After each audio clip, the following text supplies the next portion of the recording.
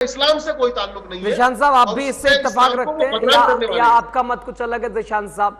ये मज़ार, चूंकि फिलहाल एक हिंदू शख्स ने अपने घर में ही मज़ार बनाई, विवाद ये है, लेकिन आप उस्मान साहब की बात से आप भी क्या वही आप भी मत रखते हैं क्या?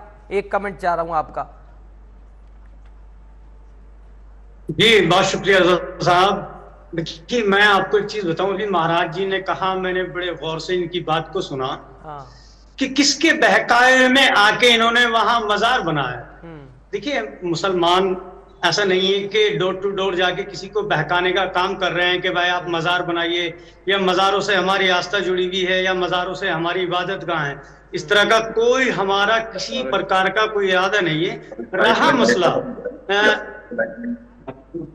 जो हमारे नॉन मुस्लिम भाई ने वहां मजार बनाया और उनकी आस्था वहां जुड़ी हुई है, भाई वो अपने पर्सनल मकान में मंदिर बनाए या मजार बनाए या कोई भी जो उनको जिस चीज से उन्हें सुकून मिलता है, हाँ। तो वो बना सकता है। इसमें मुसलमानों का क्या रोल है? हाँ। कि भाई किन लोगों के बीच में और फिर इस कटघरे में आके हम लोगों को खड़ा हो जाना कि भाई वो मजार बना रहे हैं, नॉन मुस्लिम भाई ने मजार बनाया, नॉन मुस्लिम भाइयों ने हमारे विरोध किया।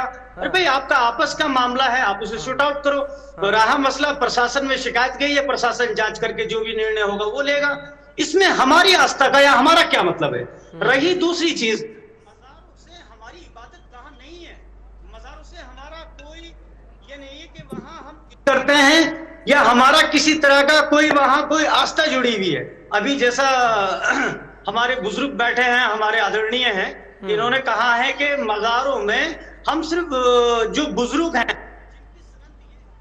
जी, हाँ, अच्छा हाँ, उनका मजार बनाया गया है, हम फातिह दुरूद जरूर भेजते हैं, वहां हमारा पूजा पाठ करने का या किसी प्रकार का कोई वो नहीं होता।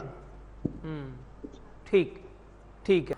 सुशील पाठक जी, चूंकि सवाल वही आपसे समझते हैं कि भाई सबकी अपनी आज़ादी है, यहाँ क्या ही आपत्ति, और अगर हिंदू शख्स ने मज़ार अपने घर में ही बनाई तो वो जो चाहे अपनी आज़ादी से, इस पर क्या ही आपत्ति की कोई वजह और बात थी क्या सुशील पाठक जी? देखिए देखिए आपत्ति की बात को आप एक बात समझिए। हाँ। पहले तो हमारे यहाँ एक कानून बना हुआ है कि वो डीएम के माध्यम से एक अप्लाई करे कि हम इस धर्म को छोड़कर इस धर्म को अपनाना चाहते हैं।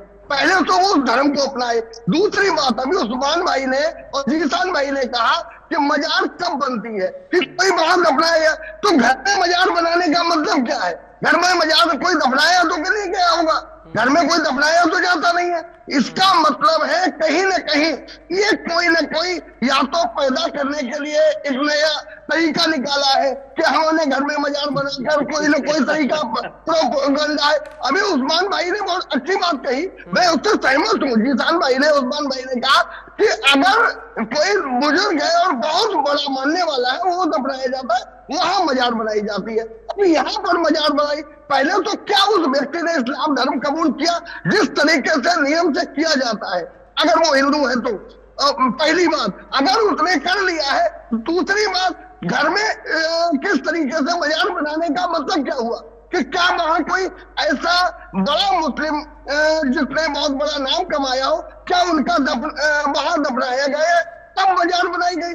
अगर वो नहीं बनाएगी तो अवैध है और इसे प्रशासन को जांच करके तोड़ देनी चाहिए। ऐसी किसी मजार को मेरी समझ से इजाजत नहीं मिलनी चाहिए। शासन प्रशासन को इसमें कड़ी कार्रवाई करी जानी चाहिए, मेरा मानना तो ये है। नहीं सुशील साहब, अगर घर में वो अपने जो भी कर रहा है, क्योंकि विरोध तो किया गया, हिंदुवादी संगठनों को खबर मिली भारी, और फिलहाल प्रशासनिक अमला एसडीएम ने भी फिलहाल आश्वासन दिया है कि भाई कार्रवाई की जाएगी, जांच पड़ताल की जा रही है। तो घर में अगर वो कुछ करना चाह रहा है तो वो उसका ये है, वो जो चाहे कर सकता है, मजार बनाए, पूजा करे, इबादत करे। देखिए अभी दो मुस्लिम स्कॉलर हमारे साथ जुड़े हैं। उस्मान भाई जुड़े हैं, जीसान भाई जुड़े हैं।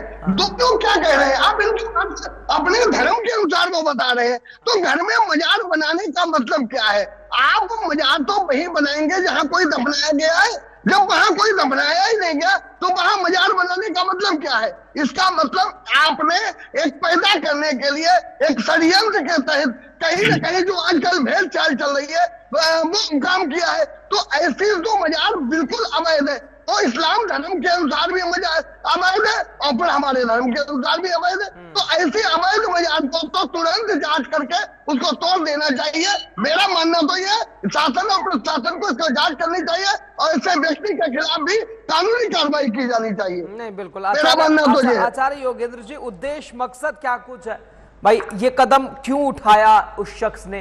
पीलीभीत का ही ये मामला अगर देखा जाए, घर में मजार बना ली, क्या मतलब, क्या उद्देश्य, क्या मैसेजिंग करने की कोशिश, क्या दर्शाने का प्रयास? मुझे तो ऐसा लगता है कि उसने जो आजकल जो ऐसा काम धंधा जो लोग कर रहे हैं, उसमें चाहे कोई मुस्लिम है चाहे कोई हिंदू है, को उसके लिए धर्म कोई मायने नहीं रहता। आजकल बहुत से लोग पाखंड कर रहे हैं और पाखंड के माध्यम से भोली भाली जनता को लूटते हैं। उसमें यह भी नहीं है कि वो हिंदुओं को ही लूट रहे, वो मुसलमानों को भी लूटते हैं। और उस मजार का भय दिखा करके कि ये मेरे अंदर आता है, ये मेरे अंदर पीर आता है, ये मेरे अंदर फलाना आता है, और उसको ये प्रचार करके और वहां फिर उस दुकानदारी को चलाते हैं। तो ऐसे लोगों के खिलाफ तो ये सख्त कार्रवाई होनी चाहिए और इस तरह की जो बनी हुई मजारें हैं उनको प्रशासन ने भी तोड़वाना चाहिए। उस्मान साहब, या चूंकि मजारों पे भी बहुत सारे, जैसा कि आपने कहा कि इस्लाम में कोई जगह है नहीं, लेकिन बहुत सारे लोग इस्लाम से ही नाता रखते हुए मजारों में भरोसा रखते हैं, वहां जाते हैं, बहुत सारे जगहों पे आपने भी देखा होगा। अब ऐसे सिचुएशन में क्या कुछ आप लोगों की भूमिका यहाँ बढ़ जाती है मजारों के दृष्टि से खास तौर से, और इस संदर्भ को भी जोड़ते हुए थोड़ी सी रोशनी डालिएगा। देखिए, ऐसा है, एक तो संदर्भ है इस बात का कि इस्लाम में मजार की जहां इजाजत है, तो फिर मजार उसमें इस्लाम में हर चीज का एक तरीका है। आपको नमाज कैसे पढ़नी है, अगर कहीं मजार पर हाजिरी करनी है तो उसका तरीका है, उसके अदब है। आपको उन अदब को फॉलो करना होगा, उन तरीकों को अपनाना होगा, तभी तक वो इस्लाम का अमल माना जाएगा।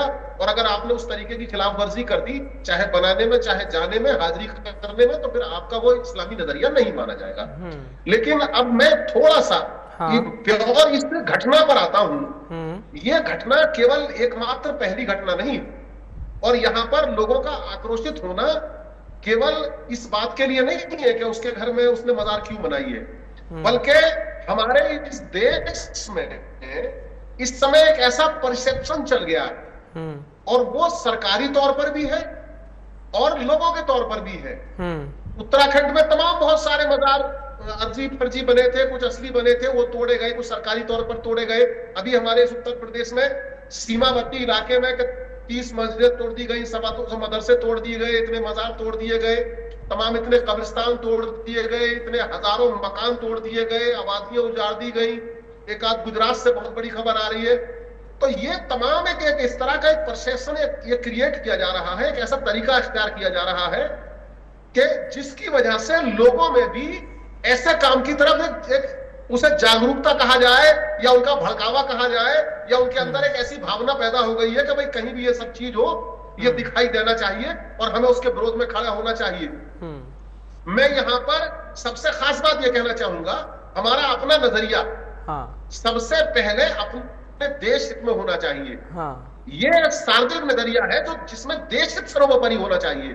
और जब निजी नजरिए की हम बात करें तो धार्मिक नजरिया हमें अपनी धार्मिक आस्था के साथ होना चाहिए, लेकिन वो कोई भी जो धार्मिक आस्था है, वो धार्मिक आस्था हमें किसी दूसरे मजहब की बुराई करने के लिए नहीं कहती, दूसरे मजहब वाले की बुराई करने के लिए नहीं कहती, हर एक के साथ इंसानियत का बर्ताव करने की बात कहती है।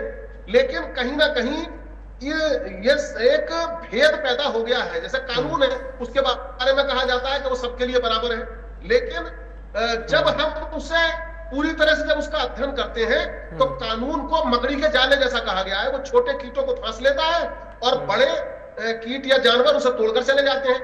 वैसे ही कानून में भी है।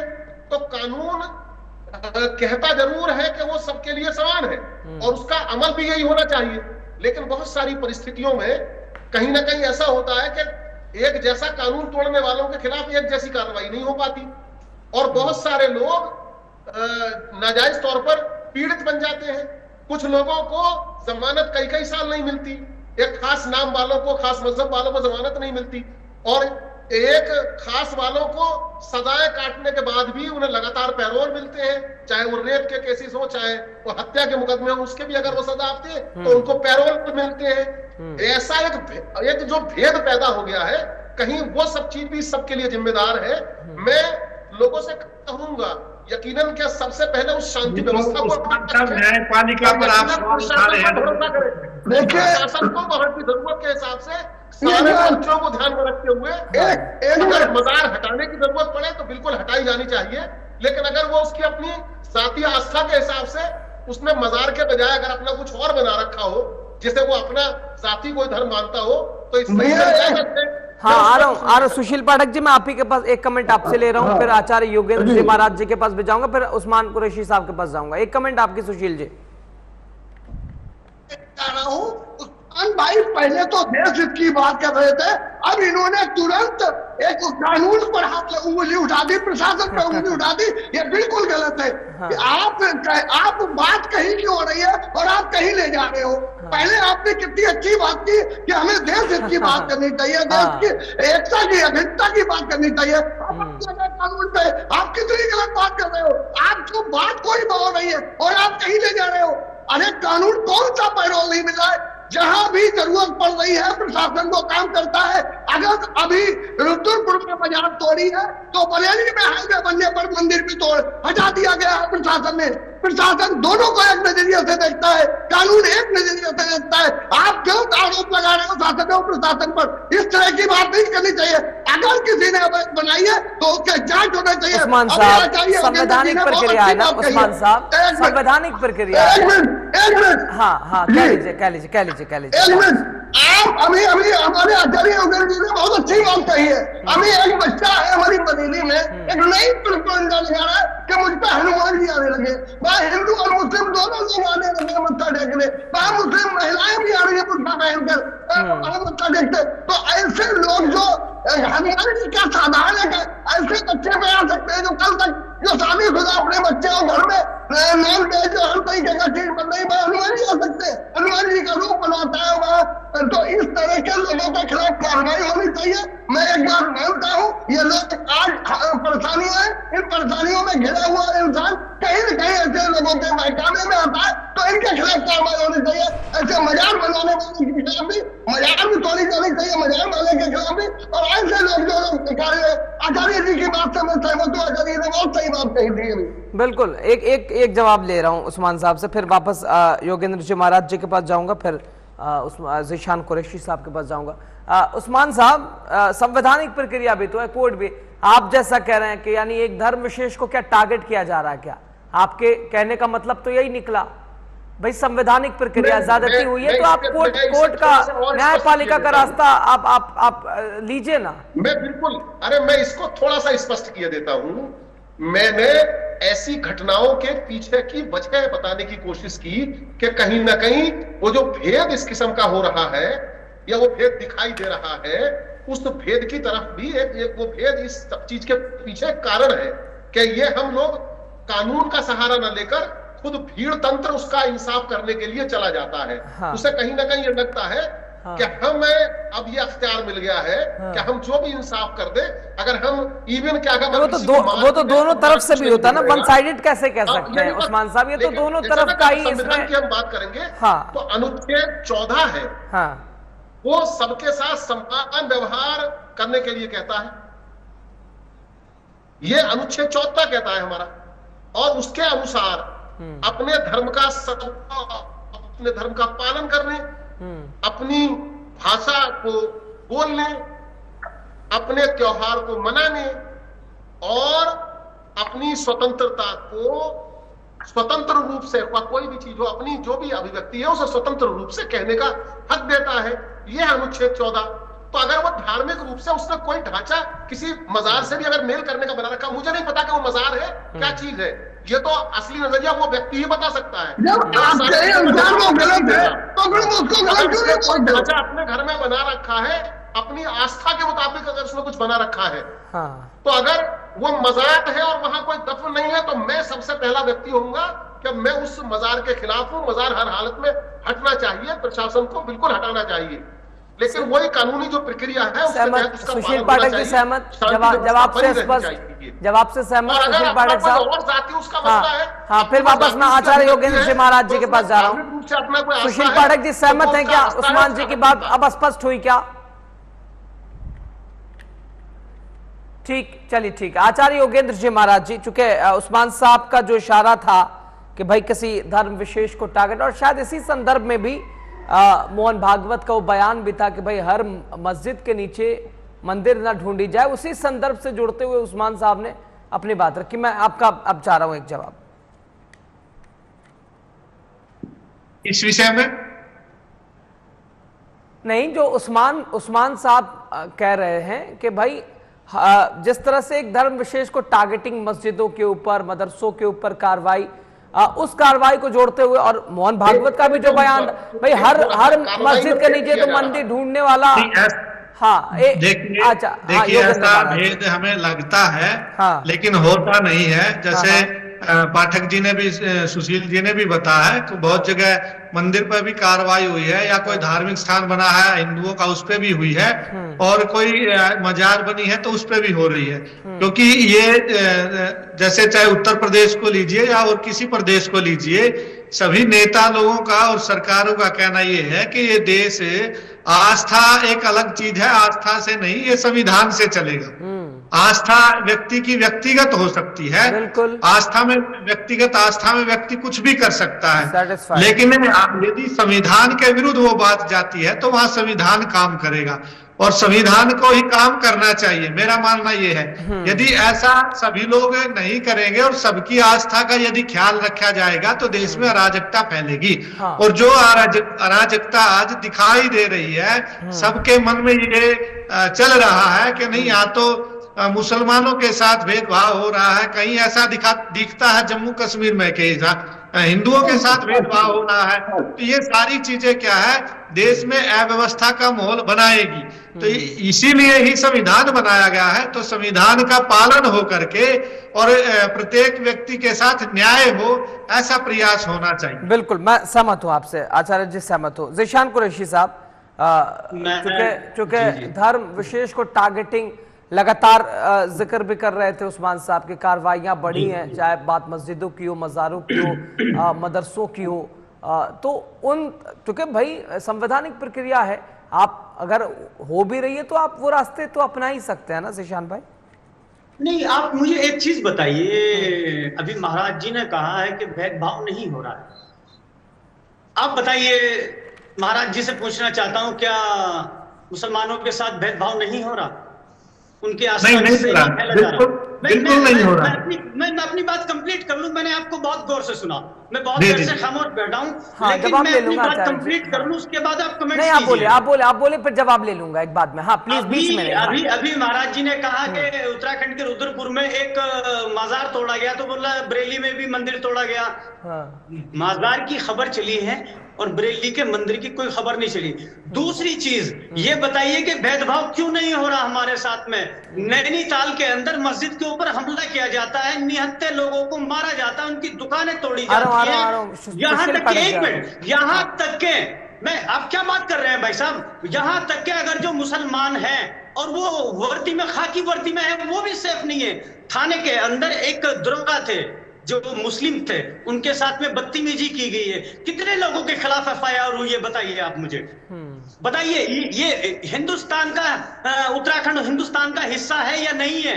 वहां अगर कोई सब्जी बेचने वाला है, कोई कपड़ा बेचने वाला है, कोई फेरी लगाने वाला है, कोई रिपेयरिंग करने वाला है, इनको अधिकार किसने दे दिया कि गले में भगवा वस्त्र डाला और जाके उनसे आधार कार्ड मांग रहे हैं? सड़क पे चलते लोगों को आधार कार्ड मांग के उनको पीटा जा रहा है। ये बताइए, संविधान में इन्हें किसने इजाजत दे दी? क्या प्रशासन अपने आप हाथ पे हाथ नहीं रखे बैठा है?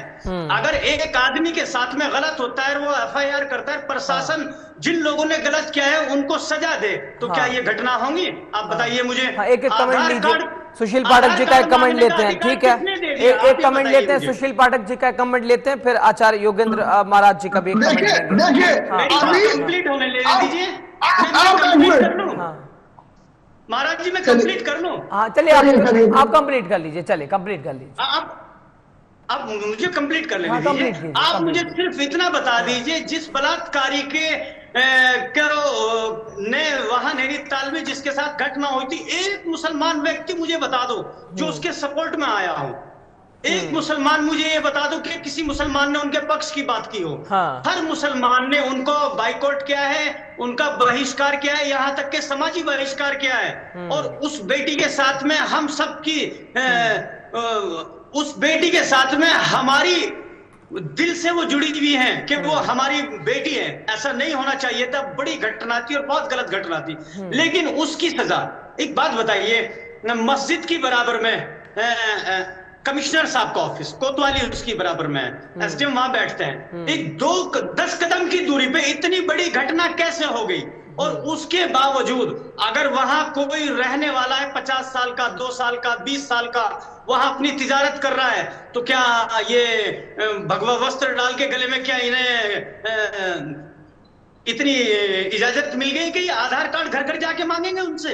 अगर कोई फेरी वाला सुशील पाठक जी को सुनिए, जवाब सुनिए। मैं बहुत कम समय ले रहा हूं चूंकि अब समय भी नहीं है। एक जवाब सुशील पाठक जी का आप सुन लीजिए, आपके सवाल आ गए, जवाब सीधे। देखिए, सबसे पहले मैं जीशान भाई की बात को बहुत गौर से सुना है। मैं एक बात कहना चाहूंगा, अभी देश में एक बहुत बड़ी घटना घटी और उसमें बहुत बड़ा काम हुआ, वो है ऑपरेशन सिंदूर, जिसमें हमारी बहन, हमारी बेटी सोफिया कुरैशी ने नाम कमाया। और माननीय प्रधानमंत्री ने सबसे पहले आगे सोफिया कुरैशी को किया गया, मैं उनका सिंह को आगे किया कि हमारे देश की बेटियों ने एक ऐसा काम किया। के अलावा दूसरी भी बेटी थी, वो भी हमारी बहन है।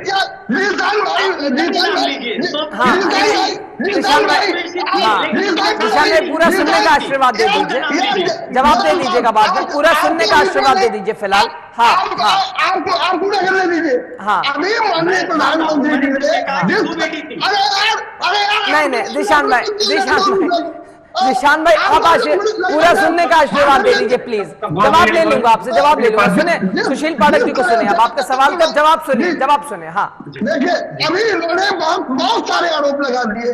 आप देखिए, अभी ऑपरेशन सिंदूर यानी हमारे देश में बहुत बड़ी घटना, हमारे मुस्लिम भाइयों के जो हमारी बहन बेटी है सोफिया कुरैशी और व्योमिका सिंह, दो ने मिलकर एक ऑपरेशन सिंदूर किया। हमारे देश के में जो घटना घटी आतंकवादी, उसका बदला लिया पाकिस्तान से। और माननीय प्रधानमंत्री ने क्या किया, देश की उन बेटियों को देश के आगे रखा और दिखा दिया कि हमारी देश की बेटियां, ना हिंदू देखा ना मुसलमान। नंबर 1, नंबर 2, जितनी भी भारत सरकार की योजनाएं हैं, उत्तर प्रदेश सरकार की योजनाएं हैं, उनमें सबसे ज्यादा अगर फायदा मिल रहा है तो आज मुस्लिम भाई उठा रहे हैं। इस बात का कहीं पर चर्चा नहीं होती।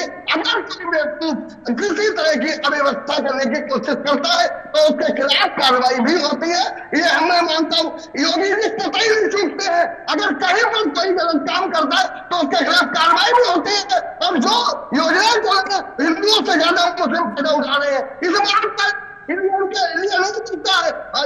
हमारे देश के प्रधानमंत्री और मुख्यमंत्री योजनाओं में भेदभाव नहीं कर रहे हैं, सारे काम कर रहे हैं। और अगर कहीं पर कोई भगवा या पीला अंगूठा डालकर कार्रवाई गलत काम करता है तो उसके खिलाफ कार्रवाई भी की जाती है।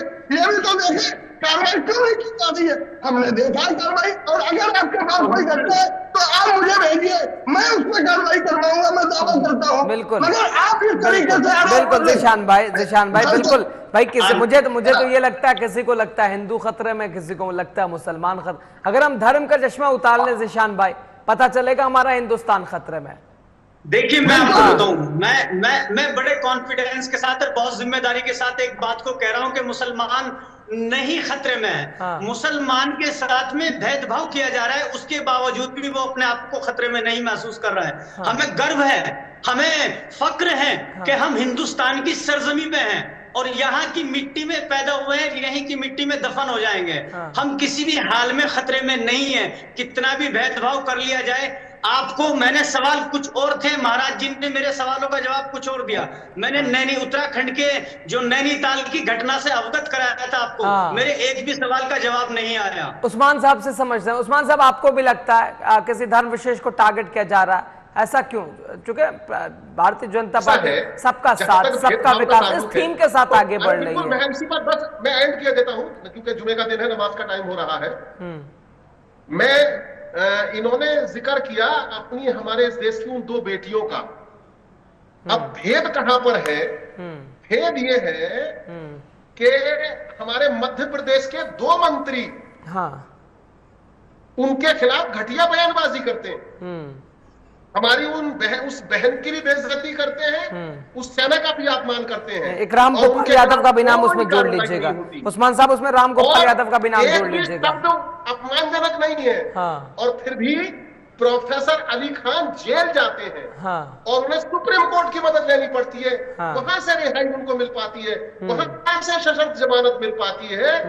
मैं इससे बड़ा भेदभाव का ताजा कोई उदाहरण आपके सामने नहीं रख सकता, लेकिन अगर लंबी लिस्ट की बात करें, आचार्य योगेंद्र जी, ये भेदभाव, ये क्यों मुसलमानों के अंदर ये डर ऐसा कि भाई भेदभाव किया जा रहा है किसी के साथ? कोई कार्रवाई नहीं। हाँ, आचार्य जी को सुने तो आचार्य जी को देर से समय नहीं दिया गया।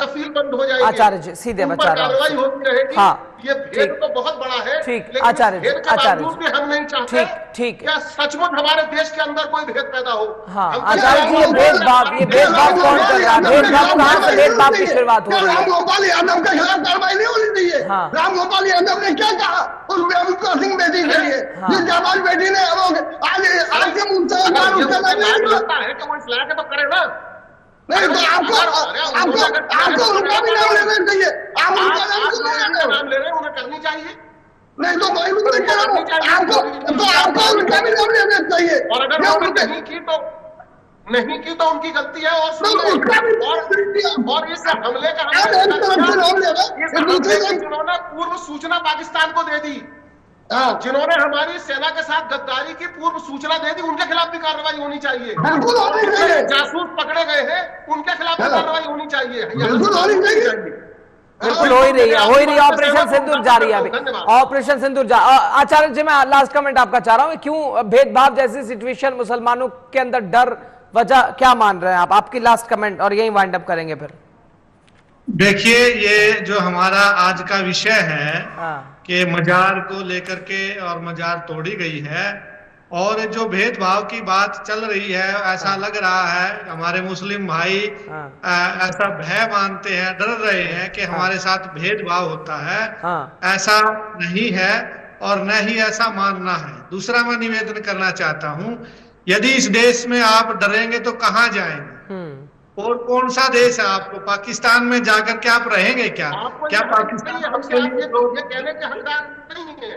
जो व्यक्ति एक मिनट उस्मान साहब मेरी बात सुनिए, मेरे विचार सुनिए, आप मेरी बात सुनिए। आप ये बात नहीं कहेंगे हमसे आप ये आचार्य जी को कंप्लीट कर ले देते हैं ना, 1 बाय 1 आचार्य जी को कंप्लीट कर ले देते हैं। बहुत कम समय मैंने आचार्य जी को ऐसे भी दिया।